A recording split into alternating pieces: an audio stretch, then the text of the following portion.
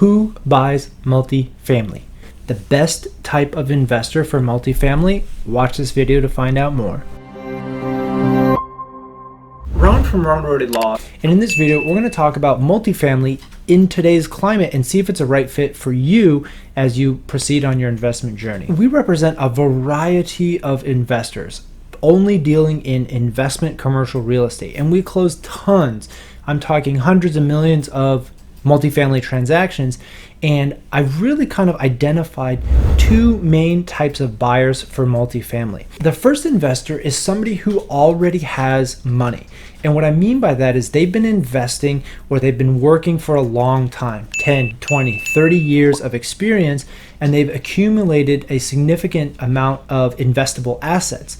And they've chosen whether to pull it out of the stock market or they're just reallocating some of their portfolio. But these are people who are mainly looking to preserve existing wealth while growing at a steady risk-free rate. So I put people in this camp, right? These are a lot of 1031 buyers. These are people with large windfalls or lump sums from a lifetime of investment, but their primary goal is capital preservation with inflation beating returns. They tend to just be a small group of individuals, maybe single owner, but that's the first camp, and they love multifamily, right? I have a great quote from a mentor of mine, Ted Good, you should look him up, but he said, "You will never lose money with apartments and lose money in multifamily." And the reason for that is everybody needs a roof over their head. There's always demand, up and down the vertical stack. The only question is, at what rent do you remain full? And what I mean by that is you have a building, you pro forma it out, $2,000 a month average per rent. Okay, fine, I get it. It's a $1.20 a foot. If there's a recession and things go crazy, your occupancy drops. You just need to reduce your rent, because when you reduce your rent to $1,800 to $1,500, you're gonna find more occupants. And again, that's assuming a lot of things, that it's a well-run building, it's clean, it's safe, it's modern. I get all that, but you will always be able to find tenants. It only just depends on the price. And so in that regard, you can always cover cash flow, you can always cover your debts. It's really important in terms of risk assessments that I can always cover my expenses, but you'll never lose money. You might not make money in terms of profit, but you'll never lose money in multifamily if you price it right. And that's the first camp. If you're not part of that camp, that's okay. The second choice is for you. The second group of investors is people that want to grow their money.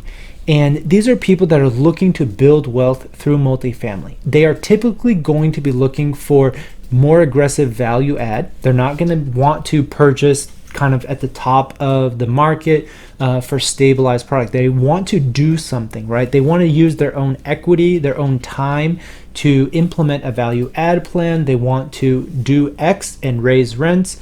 They're not really relying on passive appreciation, forced cap rate compression, or interest rates to vary. They really want to buy, maybe using other people's money, right? There's a lot of syndicators out there, but you don't need to be. Watch some of my other videos on just how to joint venture. That is really the easiest stepping stone. If you run out of your own money, just partner with 2 or 3 people to put your own capital directly into the SPE, buy the dirt, be active members, don't need to raise money. It's a very simple way to step into the next level. And a lot of people don't know, there is a medium level between your own money and raising Reg D syndicated funds. And that middle level is joint venture, okay? And so for that type of investor, they really want to get in, they want to implement the plan, raise rents, look for the right buyer, and then exit. Oftentimes, within 2 or 3 years. They don't have a long-term hold period. And so that really depends on, what your goals are as an investor. But what I will say, multifamily is right for a lot of people. Whatever your goals are, there is a multifamily property, there's a multifamily location, there's portfolio, there is a scale. All of your needs can be met by multifamily if you're interested in building wealth through real estate. It is by far the most liquid type of commercial real estate. It has plenty of buyers at all levels, from unsophisticated mom and pops all the way to institutional level. Everybody is buying multifamily, and if you price it right, you'll always be able to find a buyer. You know, it's one of the most competitive, I would say, for vendors. Everybody wants to do that type of work, from GCs to contractors, landscapers, property management. I mean, you can't throw a stick without hitting 15 different property managers for multifamily properties. That said, you know, there is a lot of competition, and in the last 4 to 5 years, it has been incredible competition with a lot of people with a lot of money trying to bid on a ton of properties. But now in this economic climate, right, I'm doing this video in 2022, interest rates are through the roof, we're talking about recession, the labor market is still pretty strong, but who knows what's going to happen with Ukraine, the Middle East, all this. In this period of uncertainty, there are fewer buyers. Now, you need to understand that you're going to take some risk moving against the herd, but this is your advantage. And so I would say to be a multifamily buyer now, it's not as strong of a risk, but when the tide is washing out, this is where you make your most money, right? There's a lot of investors that made a ton of money. I'm looking at like Sam Zell. The guy's a genius, very smart. You buy distress. You buy when other people are not buying, and that's how you make your money. They're not making their money, and they're not building hundreds of millions of profit, making tiny little half a percentage profit, buying when times are good and selling when times are good. That's great. You know, you're paying a high price, you're selling at a slightly higher price.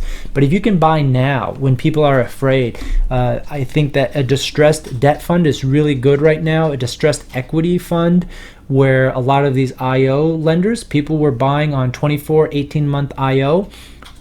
If their note is coming due in the next 6 months and interest rates are sitting at 6.5%, they will not be able to refinance if they don't drastically improve their NOI. And again, supply chain delays, labor shortages, very easily they could not have completed their renovation schedule, and so therefore their net income is not where it needs to be in order to hit a higher valuation at a higher cap rate and paying a higher fixed debt rate. These people are going to be in trouble, right? And I don't want to say that they're truly distressed, but they don't have a lot of options. And so an opportunistic investor who understands the financial pressure that they're on will be able to come in opportunistically, lend them some equity, give them a cushion so they can put perm debt, and then you'll be ready to step in if they default again and they miss their equity. You can wipe out all that junior equity and take control of the asset with kind of a recapitalized capital structure. So that's my tip for who buys multifamily right now.